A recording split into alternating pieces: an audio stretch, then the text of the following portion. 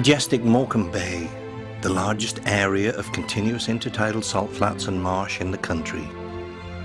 The largest bay in the northwest of England.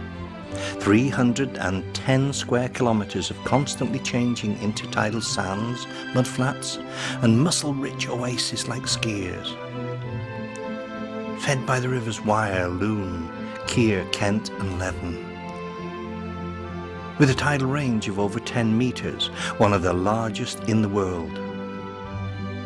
Its northern boundary, the towering peaks and fells of the Lake District. One of the most beautiful areas in the whole of England. To the east, the undiscovered peace and tranquility of the Arnside-Silverdale area of outstanding natural beauty. And at its southern edge, one of Britain's traditional seaside resorts, Morecambe. Now like a phoenix rising from the ashes, beginning to find fresh life, with new generations coming once more to enjoy the most spectacular promenade view in the whole of Britain.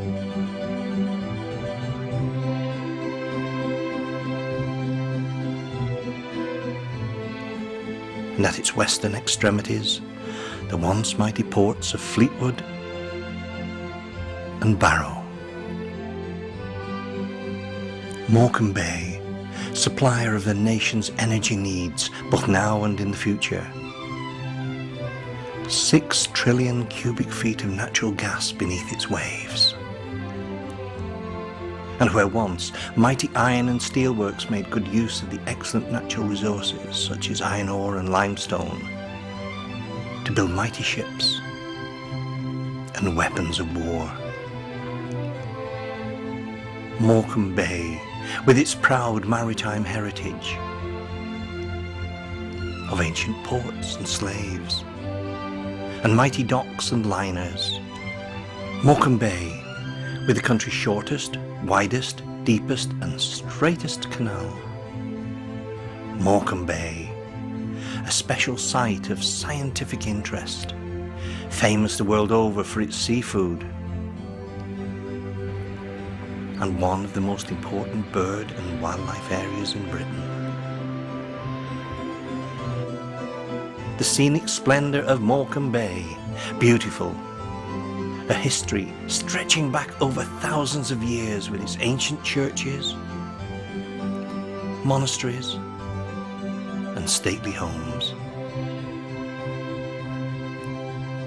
An ancient pathway for saints, monks, artists, writers, poets, kings and queens. But to the unwary, one of the most treacherous pieces of our British coastal landscape, where the tide comes in like a galloping horse, and scene of more than one disaster. So join me as I travel on this historic journey through not only the sands of Morecambe Bay, but also the sands of time. The upgraded A590 road brings us to the historic Saxon market town of Ulverston, once known as the capital of Furness. Travelling by rail from Cark and Cartmel takes us across the Leven estuary and the beautiful Brunellies viaduct I mentioned earlier. In fact, Ulverston had 2 railways at one time, the Ulverstone and Lancaster Railway and, later, the Furness Railway. John Brogden Sr. and his family, who had mining interests in the Furness area, realised very quickly that the way to move hematite